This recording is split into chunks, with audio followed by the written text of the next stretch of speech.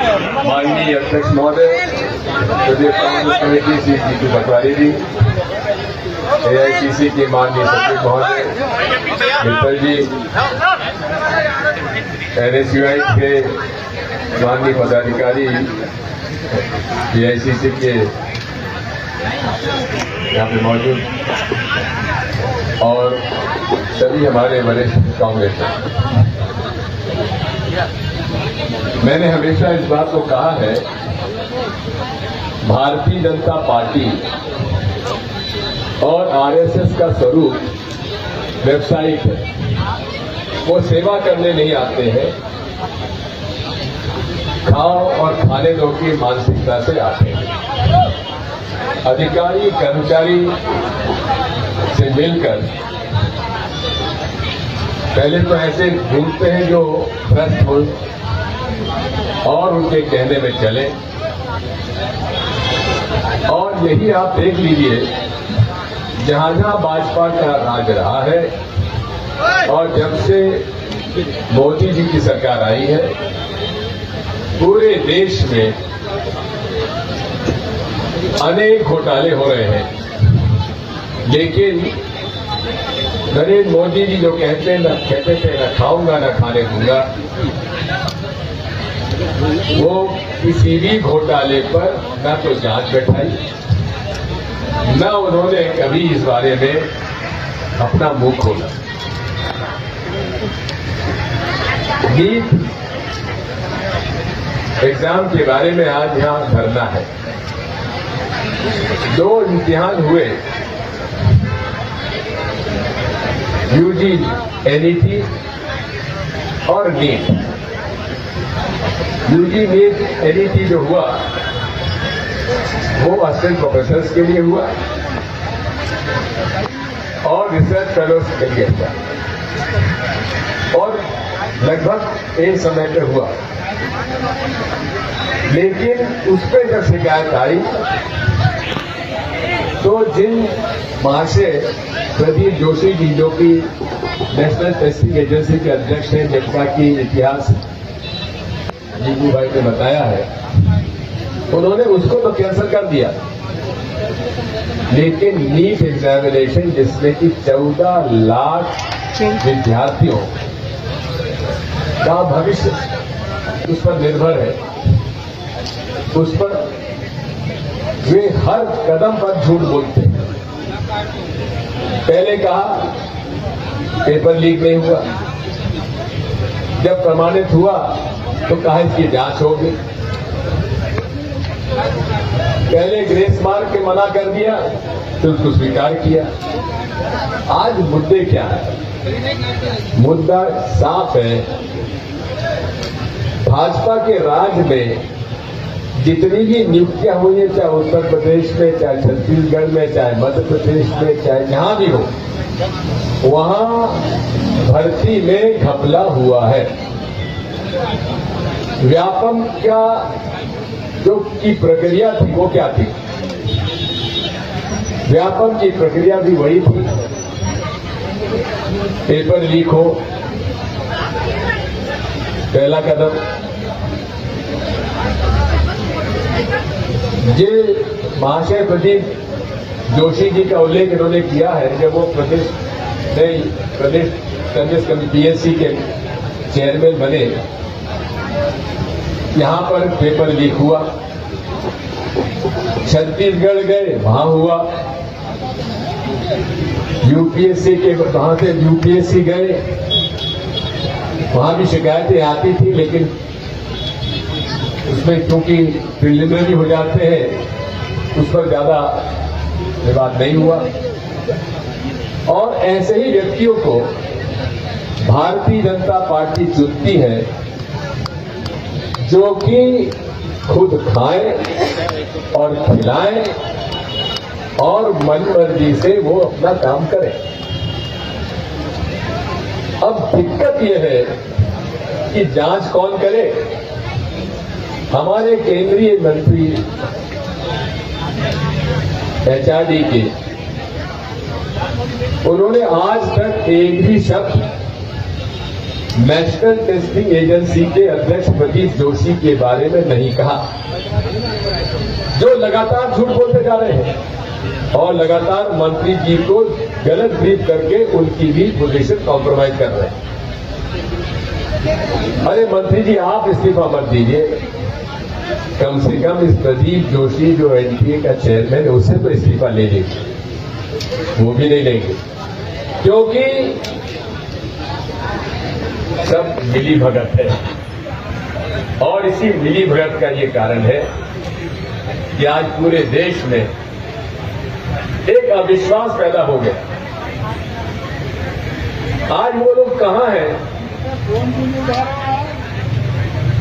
जो हिंदुओं के संरक्षण का ठेका लिए हुए। अब 14 लाख में से कितने मुसलमान होंगे जो लोग एग्जाम दिया होगा? 5%, 10%, बाकी सब तो हिंदू है। क्या हिंदुओं के साथ अन्याय नहीं है? क्या हिंदुओं के बच्चों के साथ अन्याय नहीं है?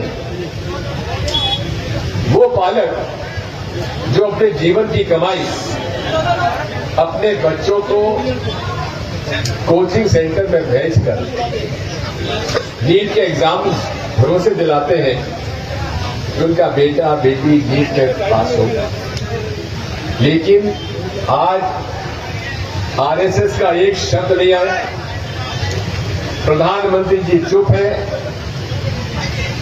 और एबीवीपी इनसे आवेदन देने गए मंत्री जी को, आज तक उसकी कोई जांच नहीं हो रही है। और जांच का भी अधिकार किसको दिया गया? प्रदीप जोशी जी को। प्रदीप जोशी जी को भाई महावीर जी ने, जब मैं मुख्यमंत्री था तो जबलपुर में उन्हें योग्यता नहीं होने के बाद भी उन्हें प्रोफेसर बना दिया गया। हम लोगों ने इसका उल्लेख भी किया, लेकिन तब केंद्र में सरकार भाजपा की थी, पटेल जी प्रधानमंत्री थे। कहने का मेरा मतलब यह है कि मूल रूप से जहां एंट्रेंस एग्जामिनेशन के या नियुक्तियों के जहां भर्ती होती है वहां एग्जाम पेपर लीक भी होते हैं और कुछ चुने हुए लोगों को या तो पैसे से या फिर उनके संपर्क से उनका चयन होता है। व्यापम का घोटाला दो तरह का था, एक इंजीनियर मेडिकल कॉलेज में भर्ती का था, एक शासकीय नौकरियों में घोटाला था।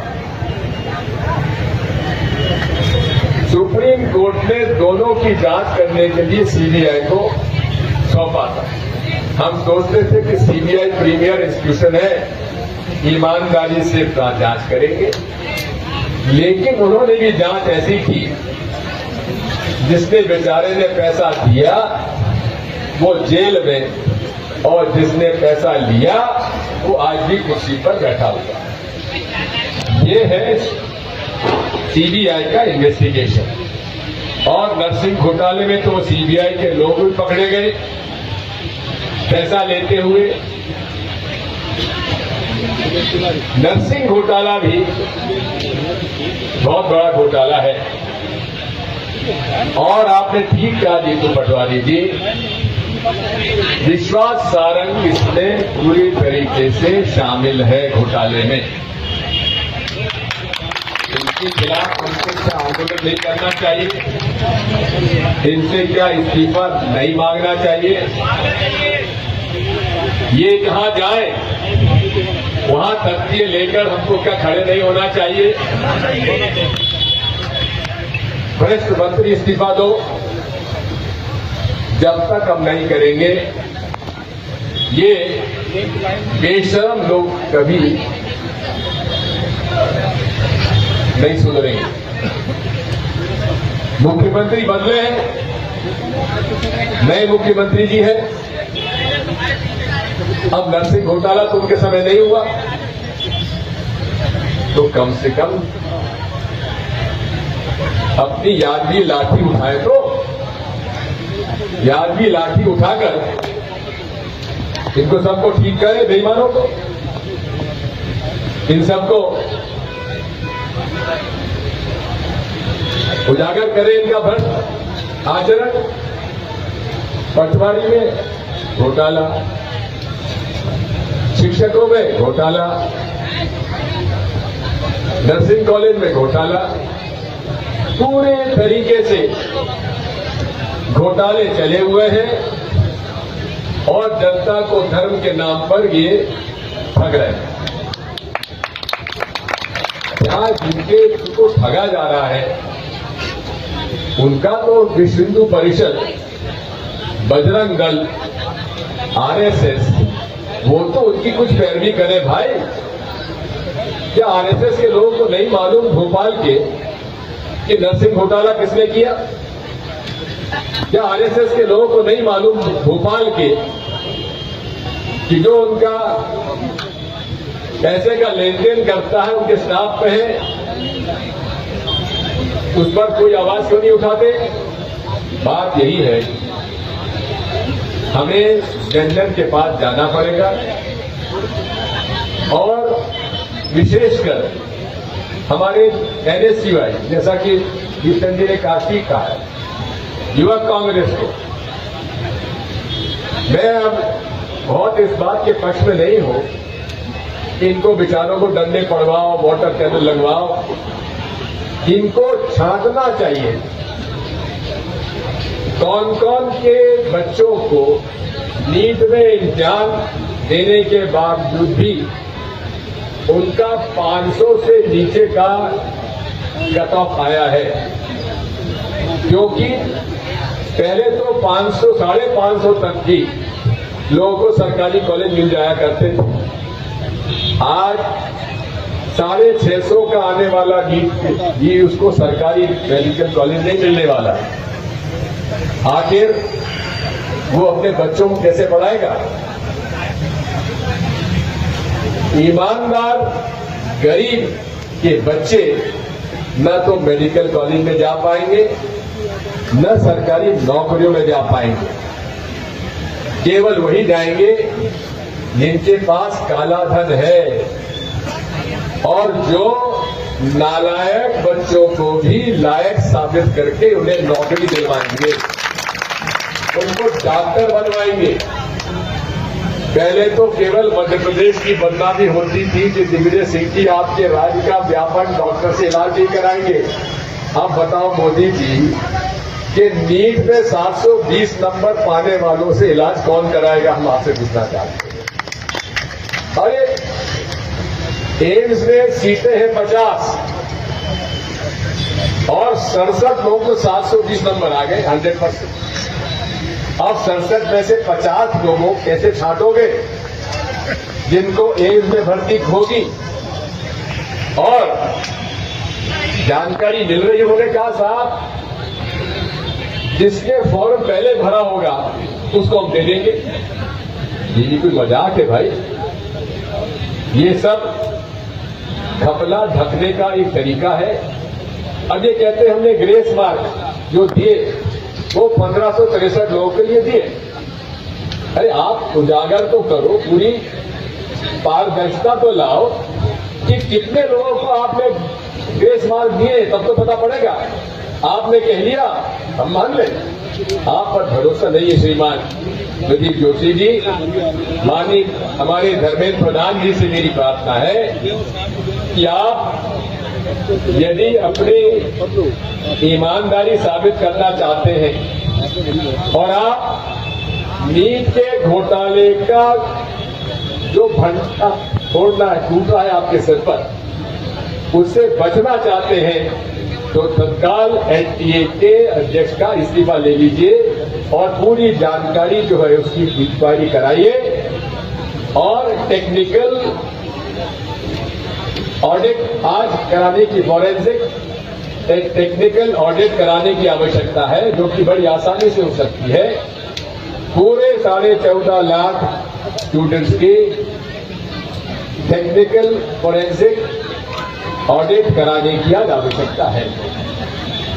वैसे तो इतना बड़ा विषय है कि इस पर बोलते चले जाइए, लेकिन इतना मैं आपसे कहूंगा, पॉलिटिकल बात यह है कि 90% 14.5 लाख में से 90% यानी कि 12 लाख से ज्यादा हिंदू परिवारों के बच्चों के साथ अन्याय हुआ है। क्या हम लोग माननीय मोहन भागवत जी से ना पूछे कि आपने हिंदुओं की सुरक्षा के लिए क्या आप इसमें कुछ कार्रवाई करेंगे? विश्व हिंदू परिषद के नेताओं से क्या हम मांग करेंगे कि कम से कम आप कुछ कहिए? बजरंग दल के नेता जो हमेशा हमारे खिलाफ बयान देते रहते हैं, क्या उनसे आप नहीं पूछेंगे कि भाई आप कुछ तो कहिए? क्यों चुप बैठे हुए, क्यों मौन बैठे हुए? एबीवीपी के लोग रोज जो लोगों को गुमराह करते हैं, क्या उनको इस बात पे सड़कों पे नहीं आना चाहिए? हम ही लोग सड़कों पर आए। मैं तो जीतू जी आपसे कहता हूं कि हमें भी किस प्रकार से आंदोलन प्रदर्शन करना है उसके तरीके पर सोच विचार करना पड़ेगा। हमारे मित्र पीसी शर्मा जी ने मुझे कहा कि उन्हें एक पुलिस अफसर ने आके कहा कि आप लोग बेकार हमको परेशान करते हैं। अरे आरएसएस आज सबसे बड़ा मजबूत संगठन हो गया, उसने कभी कोई आंदोलन किया क्या? उसने कभी भूख हड़ताल की क्या? उसने कभी डंडे खाए क्या? उसने कभी उसके ऊपर पुलिस का केस आंदोलन करने पर उसका केस भी चला क्या? नहीं चला। वो केवल कानाफूसी करना जानते हैं, लोगों को गुमराह करते हैं। हमें भी अब इस तरीकों को सोचना पड़ेगा। हमारे लगभग 1.5 लाख लोग मध्य प्रदेश में हैं जिन्होंने की नीट का एग्जाम दिया। अब उसमें बताते कि 60,000 बच्चे पास हो गए। पास का क्या है? पास का मतलब है कि 350, 720 में से 50%। इसका कोई मतलब नहीं है। कितने मेडिकल कॉलेज में, सरकारी मेडिकल कॉलेज में कम फीस में भर्ती होंगे? प्रश्न उस बात का है। उसको जब तक आप इसका जानकारी नहीं लेंगे, एनएसयूआई के हमारे अध्यक्ष जी से और हमारे एआईसीसी के प्रभारी से मेरी प्रार्थना है कि आप बच्चों को डंडा पड़वाना बंद करें। कोई मतलब नहीं, बेचारे डंडे खाते हैं और उन पर केस बन जाते हैं, और केस बनने के बाद अगर कहीं नौकरी भी मिल गई तो उनको नौकरी नहीं मिलने वाली। माइंड गेम खेलिए। माइंड गेम क्या होता है? जो आरएसएस खेलती है। घर में जाकर कानाफूसी, घर में जाकर उनके प्रभावित लोगों से चर्चा, क्योंकि आरएसएस 3 चीजों में विश्वास करती है।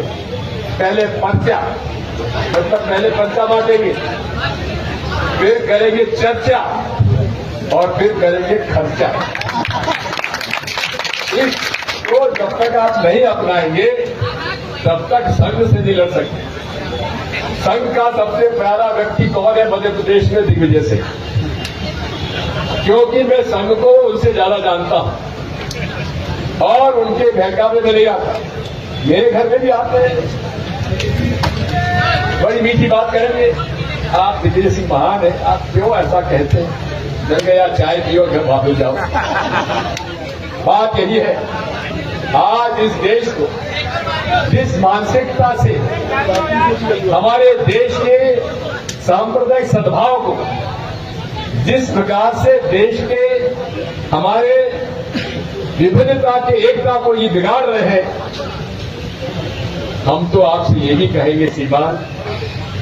कई लोग कांग्रेसी मुझे आके कहते हैं कि साहब संघ के खिलाफ मत बोलिए। अगर क्यों ना बोले? तुमको अगर बुरा लगता है तो तुम मत बोलो। मेरी लड़ाई वैचारिक है, विचारधारा की लड़ाई है। जो हिंदू मुस्लिम एकता को बिगाड़ेगा मैं उसका विरोध करूंगा, क्योंकि हिंदुओं के साथ जितना अन्याय हो रहा है उसी के साथ मुसलमानों के साथ भी हो रहा है, ईसाइयों के साथ भी हो रहा है, सिखों के साथ भी हो रहा है। देश का हर नागरिक इस देश का वासी है, नागरिक है और उसको भारतीय संविधान में हर अधिकार उसका है। इसलिए आप मेरी प्रार्थना है मेरे कांग्रेस के भाइयों बहनों और मेरी बहनों से विशेष तौर पर, अरे लाडली बहना से हम नहीं लड़ पाएंगे, आप ही को लड़ना पड़ेगा। ये लाडली बहना जो है ना, ये हम ही लोगों ने सुझाव दिया था, जो मामा जी ने पकड़ लिया और वे आज यहां से वहां पहुंच गए। जैसा कि इन्होंने कहा कि राजा पैर पड़े संतन के, वही एग्जाम लीक, पहले व्यापम अब आ गई नीट। तो साथियों, आप सबसे मेरी प्रार्थना है, संघर्ष हमारा जीवन है। ये वो पार्टी है जिसने अंग्रेजों के खिलाफ संघर्ष किया। लोग बाग आते हैं, कार्यकर्ता आते हैं, कहते हैं साहब क्या करें, डर गया। देखो, लड़ना है। अभी आपने ठीक किया कि आपने सबसे लड़ने के लिए उनसे सहमति मांगी और सभी ने सहमति जो दिखाई है, लेकिन सहमति के साथ साथ जमीन पर भी उतरना पड़ेगा। और जमीन पर आपको कोई कानून तोड़ने की आवश्यकता नहीं है, लेकिन माइंड गेम खेलने की जरूरत है। जहां बैठो वहां चर्चा करो इनकी बेईमानी की, इनकी भ्रष्टाचारी की और इनकी दलाली की। जब तक वो नहीं करोगे, हम आगे नहीं बढ़ पाएंगे। मैं कहता हूं, मुझ पर आरोप लगता है दिग्विजय सिंह मुस्लिम परस्त है। मैं ना हिंदू परस्त हूं ना मुस्लिम परस्त हूं, मैं भारतीय परस्त हूं। हर देश का नागरिक को उसका अधिकार है जितना भारतीय संविधान में लिखा है। इसलिए साथियों, नीट की लड़ाई सड़कों पे लड़ने की आवश्यकता नहीं है।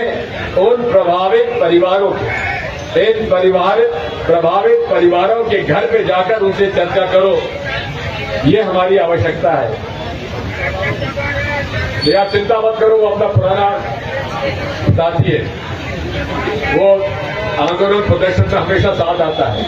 मैं ये कह रहा हूं आपसे कि आप तय कर लो, पता लगा लो, बड़ी आसानी से पता लगाया जा सकता है कौन कौन परिवारों के बच्चों ने मध्य प्रदेश के नीट एग्जाम दिया, कौन कौन उसमें सफल हुए। 50% जिन्हें मार्क्स मिले, आप जो उनको 50% से अब भी कम मिले, उनसे बात करने की अभी फिलहाल जरूरत नहीं, उनसे तो कहो कि आप सेकंड राउंड दो। लेकिन इस पर भी हमें चर्चा करने की आवश्यकता है। बहुत सारे मेरे सुझाव हैं, मैं फिर कभी आपको बताऊंगा कैसे इसको रोका जा सकता है, क्योंकि अभी ऑनलाइन एग्जामिनेशन सबसे बड़ा भ्रष्टाचार का एक अड्डा बना हुआ है। अभी यूपी के भाजपा के सरकार में, जैसा कि हमारे पूर्व वक्ता बता रहे थे, यूपी के